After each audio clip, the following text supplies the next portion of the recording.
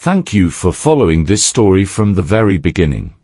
Now, let's continue together into the next episode, where new challenges await Hoai and her loved ones. Early in the morning, before the sunlight could fully spread across the veranda, his mother had already taken Tony to school. In the kitchen, only a little leftover rice from yesterday remained. Hoai quickly fried it, the crisp aroma filling the small room. She thought to herself, though the breakfast was simple, it was enough to warm their stomachs before a day of work. Finished with the kitchen, she walked into the bedroom to wake little Co. Her voice was soft and gentle, as if afraid to startle him. "Co, wake up, my dear." The boy blinked sleepily, letting Hoai help him sit against the headboard. His legs were still weak and not yet able to stand on their own today. The bandages were finally gone. The skin of his legs looked pale, but he could move them a little more than before. Hoai bent down, her eyes full of tenderness, silently grateful that the past days of effort had not been in vain. She brought in water, carefully wiping his face, his hands and feet. His small hand rested obediently in her palm, and she felt a sting in her nose. The scene was no different from caring for her own Tony. Perhaps, for a mother, no matter whose child it is, the heart always overflows with love. Back in the kitchen, she scooped rice into a bowl and patiently fed Co each spoonful. Just then, his mother returned from the market, carrying a steaming bowl of herbal medicine. She sat it down on the table, then sat beside the boy, her voice tender. "Drink this, child. How's your leg today? Feeling better?" The boy nodded, his eyes lighting up with joy. She gently checked his wound again, feeling the tendons in his leg. A smile spread across her face. "Much better. In a few more days, you'll be walking again." Seeing that smile, Hoai felt her heart quiet down, as if she had found a firmer place to lean on in this unfamiliar land. After the meal, his mother turned to her.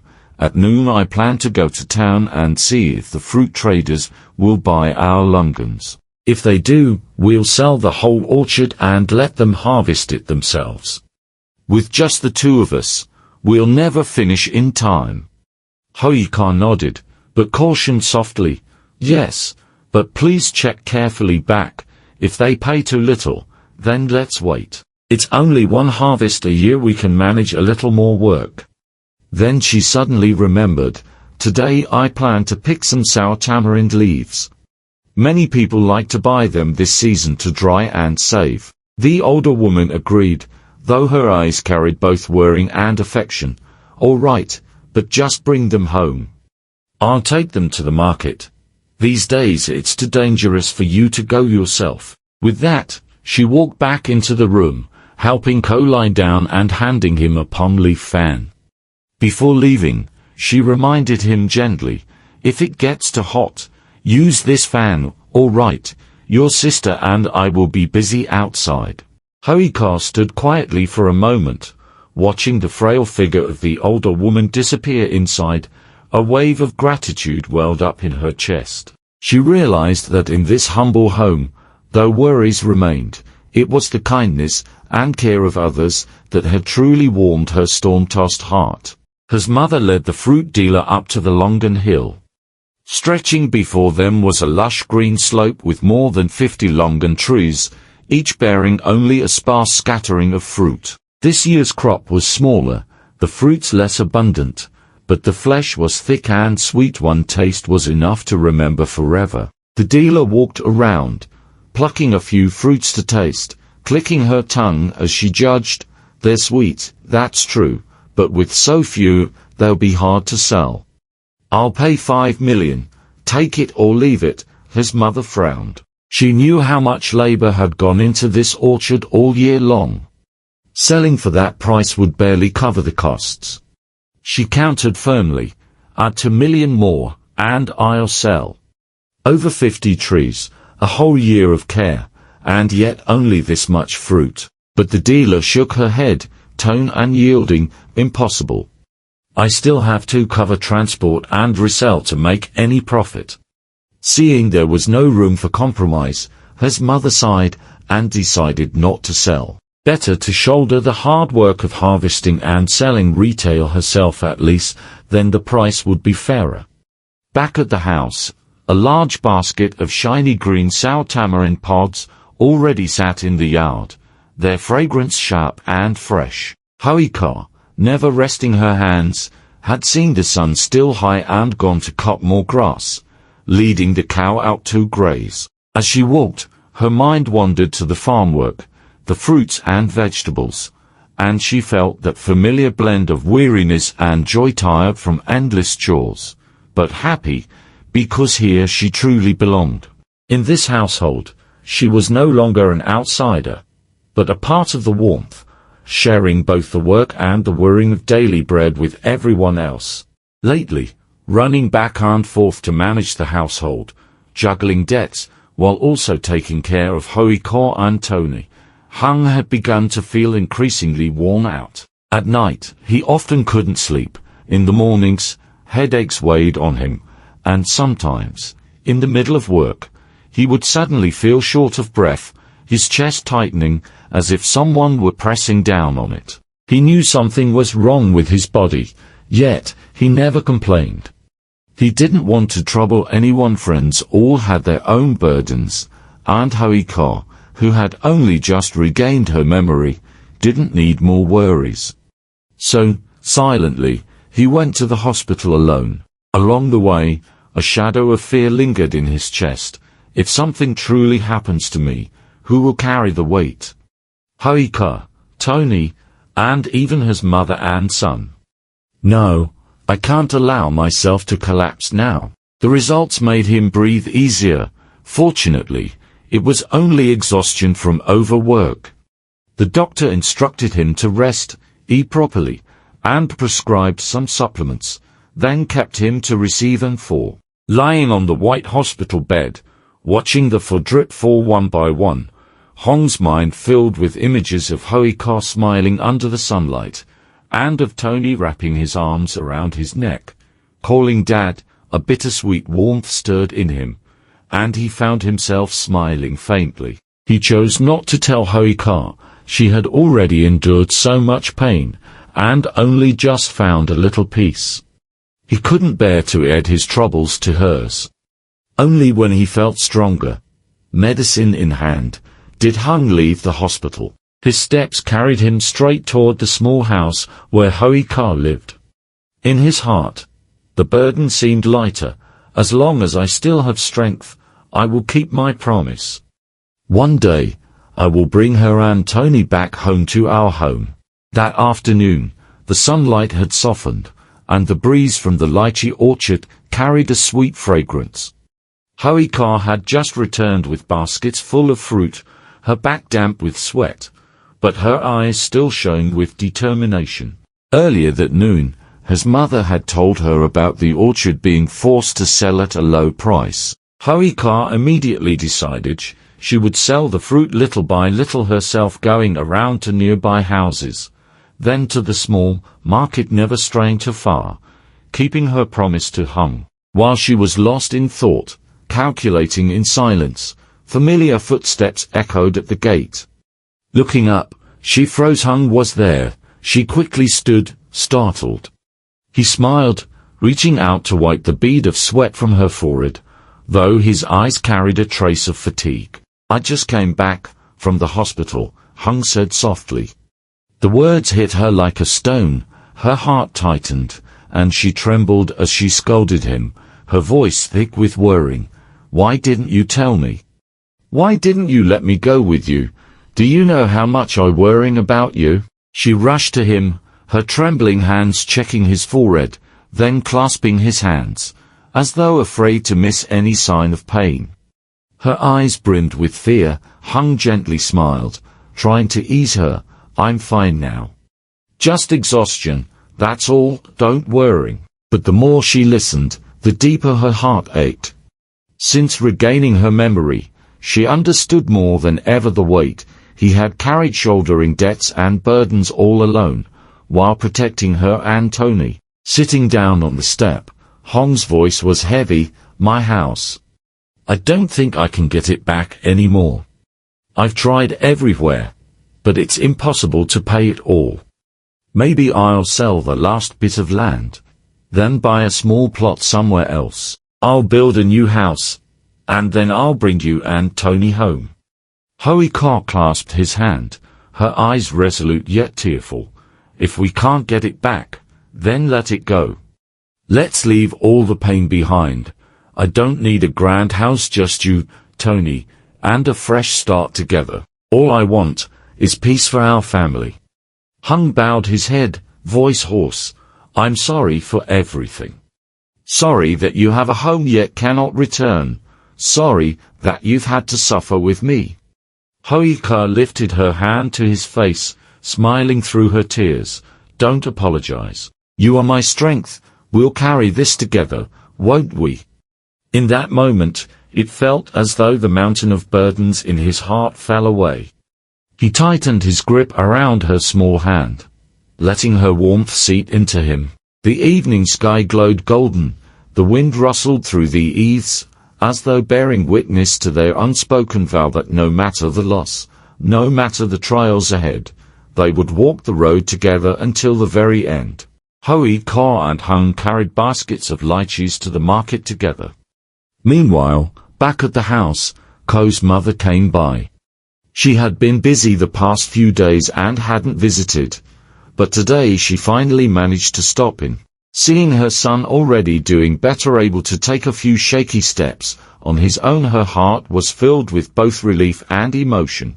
His mother gently recounted the process of treatment, then handed over a bundle of medicinal herbs she had already gathered, carefully explaining how to boil them into decoctions, and how to apply the poultice to his legs.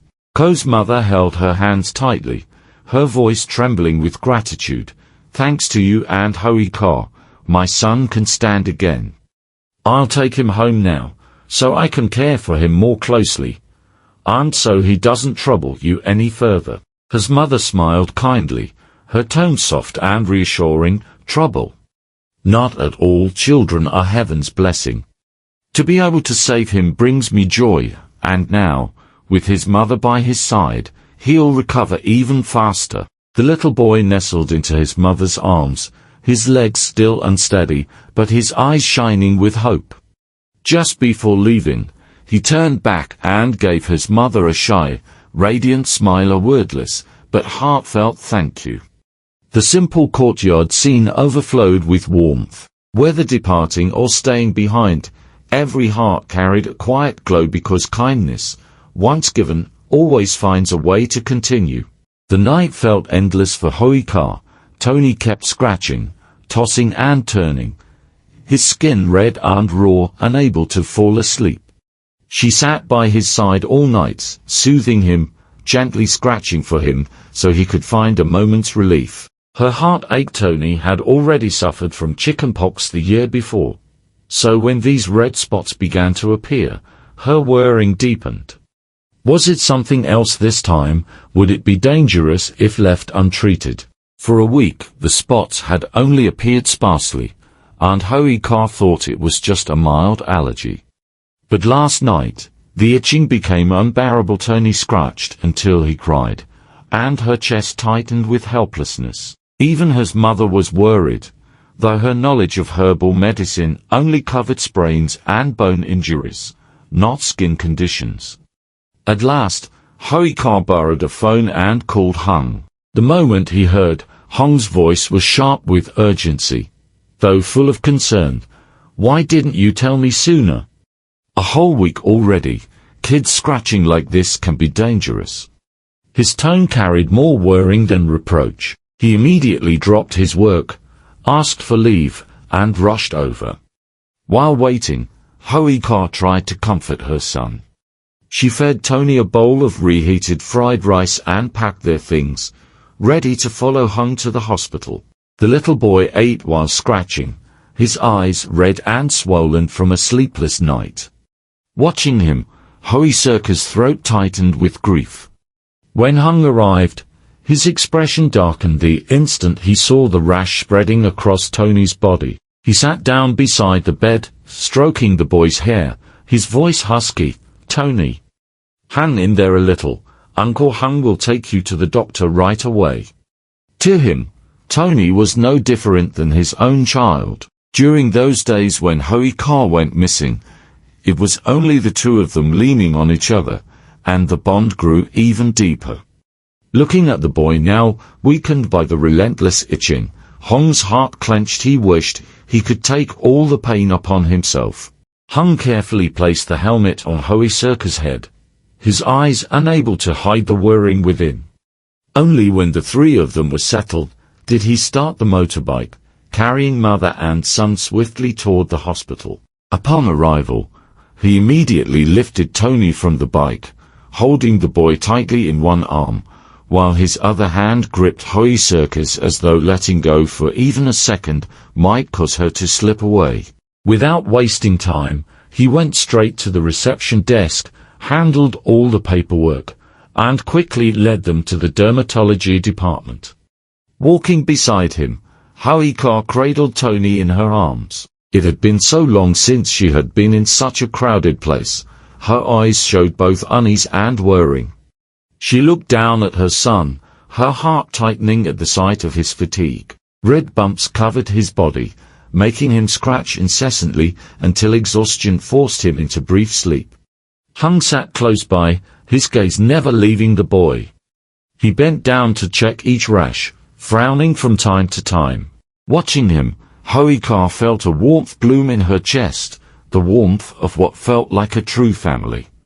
After a long wait, it was finally Tony's turn. The doctor prioritized the little boy, given his age. Hung carried him inside, with Hoai following close behind. Together, they listened intently to every instruction. When the examination ended, they stepped out again to await the results. The moment the paper was placed in their hands, both of them held their breath. Thankfully, it was not as serious as they had feared. Tony was diagnosed with scabies, most likely from the unfamiliar water source at their new place. The doctor prescribed medication and gently advised, "You'll need to avoid seafood and strong-smelling food for a while. Wash and boil his clothes before he wears them. Keep his skin cool and make sure he doesn't scratch too much, or the rash will spread." At those words, both Hoai and Hung sighed with relief. The fear that had gripped them for the past week finally lifted. Hung glanced at Hoai, his expression softening as he squeezed her hand gently, as if to say, "It's okay now. From here on, I'll take care of everything." Hung stopped by the pharmacy, carefully buying both ointment and oral medicine for Tony. On the way back, his eyes stayed fixed on the medicine bag, as though even the slightest carelessness might mean Tony wouldn't recover in time. When they arrived home, his mother listened to his brief explanation and nodded thoughtfully. "Good, Western medicine works fast. I'll also gather some herbs to boil for his baths. With both together, he'll be well in just a few days." Hearing that, Hoai felt relief wash over her, her heart finally at ease. But just then, Hong's phone rang. It was the woman he had previously asked to look after Hoai's old house. Her voice was urgent, pressing him to come immediately because something serious had happened.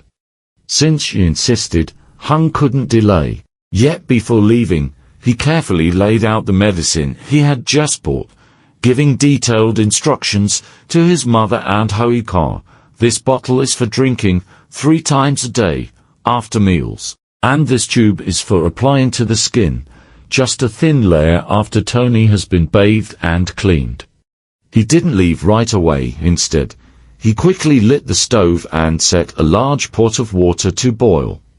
When the water bubbled, he added in the herbs his mother had prepared. The steam rose, carrying a grassy scent that filled the kitchen. Hung carried the pot over himself, testing the temperature until it was just right, then watched with quiet reassurance as Hoai bathed Tony. Only once he was certain everything was in order did he turn and say softly, "I'll be gone for a little while, but I'll come back soon. Please, both of you, take care of yourselves." And with that, he left in haste, his figure gradually fading down the village path, yet the care he had poured into every small detail still lingered, leaving the home warm with his presence even in his absence. When he arrived at the house, the woman who had been looking after it had already cleaned everything up. The chickens, ducks and rabbits had all been fed. Hung froze for a moment, both surprised and unsettled. She spoke shyly, her voice tinged with embarrassment. "Actually, I wanted to help you longer. But I'm close to giving birth now, so I can't keep watching the house. I called you over to return the keys and to ask for my wages for this time, so I can go home and prepare for delivery." Hung stood silent for a few seconds, his heart filled with both gratitude and disappointment. When he first asked her for help, he knew it would only be temporary, but he hadn't expected it to end so soon. He handed her the money, bowed his head in thanks, and promised he would come visit once her baby was born. The house suddenly returned to its familiar silence. Hung stood in the middle of the yard, the keys heavy in his hand. The evening breeze carried the scent of damp earth and the sound of chickens flapping their wings. His eyes wandered over each corner of the house, every place once tenderly cared for by Hoai, and his chest tightened. Worries flooded his mind. What would he do now? Hiring someone new would be difficult. Money was already tight, debts still unpaid. If he asked Hoai to come back and take care of the animals and the house, she'd be exhausted. But if she moved back here entirely, it would be far too dangerous, he sighed, rubbing his forehead. Inside, only one truth remained clear. No matter what, he had to stand firm.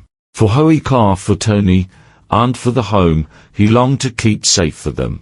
Today's episode closes with Hung weighed down by endless worries.